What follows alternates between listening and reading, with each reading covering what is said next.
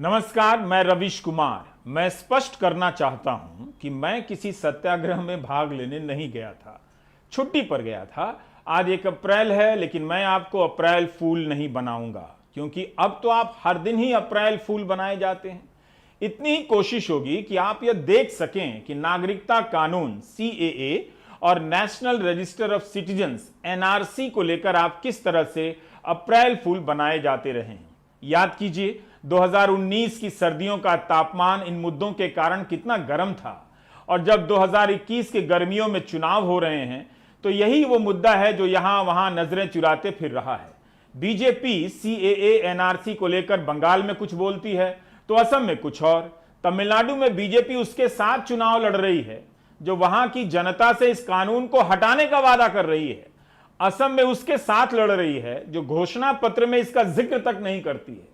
तब बीजेपी नहीं चाहती थी तब कि कोई इस पर चुप रहे, जब अगस्त 2019 के बाद से NRC और कुछ समय के बाद नागरिकता कानून को लेकर देश भर में राजनीतिक तापमान गर्म किया जा रहा था।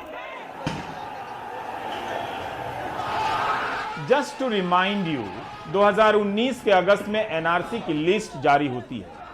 जैसे ही इसे नागरिकता कानून से जोड़कर बयान दिए जाने लगते हैं, विरोध प्रदर्शनों का दौर शुरू हो जाता है, जो 2020 के फरवरी तक देश के कई हिस्सों में जारी रहता है। मांग होने लगी कि इस विधेयक को वापस लिया जाए।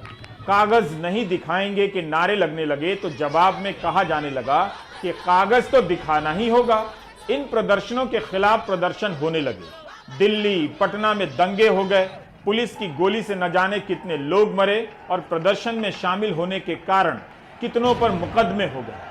लोगों को लगा कि यह कोई देश बचाने जैसा मामला है जिससे सरकार समझौता ही नहीं करना चाहती।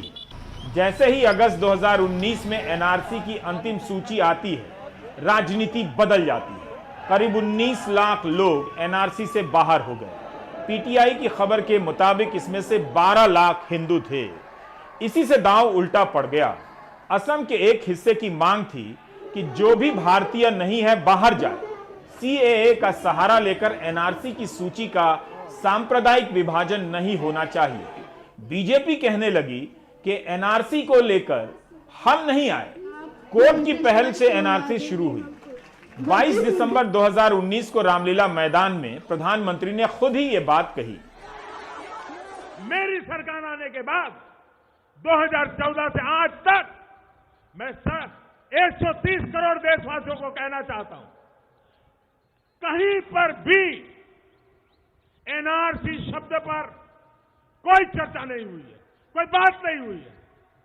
सिर्फ सुप्रीम कोर्ट ने जब कहा तो सिर्फ आसाम के लिए करना पड़ा।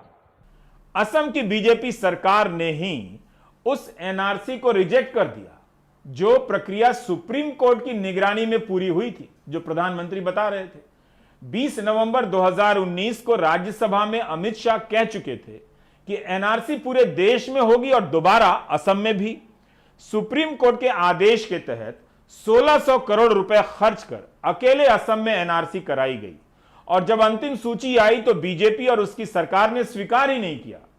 असम की राजनीति में दशकों से बांग्लादेशी शरणार्थियों की संख्या का भूत खड़ा किया गया। लगता था कि असम का हर जिला घुसपैठियों से भर गया है, लेकिन जब सूची आई तो कुछ खास नहीं निकला।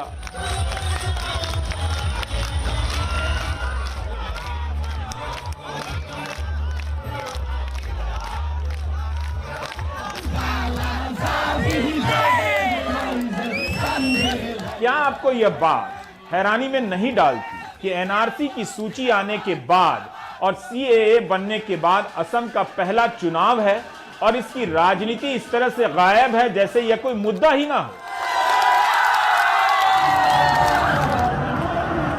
बेशक असम के मूल लोगों के मन में भी यह सवाल बड़ा होता गया और वे भी जानना चाहते हैं कि कितने लोग आए हैं बाहर से। लेकिन जब NRC की लिस्ट आई तो पता चला कि यह राजनीति का ऐसा दलदल है जिसमें बीजेपी और कांग्रेस दोनों के ही पांव धंसते जा रहे हैं।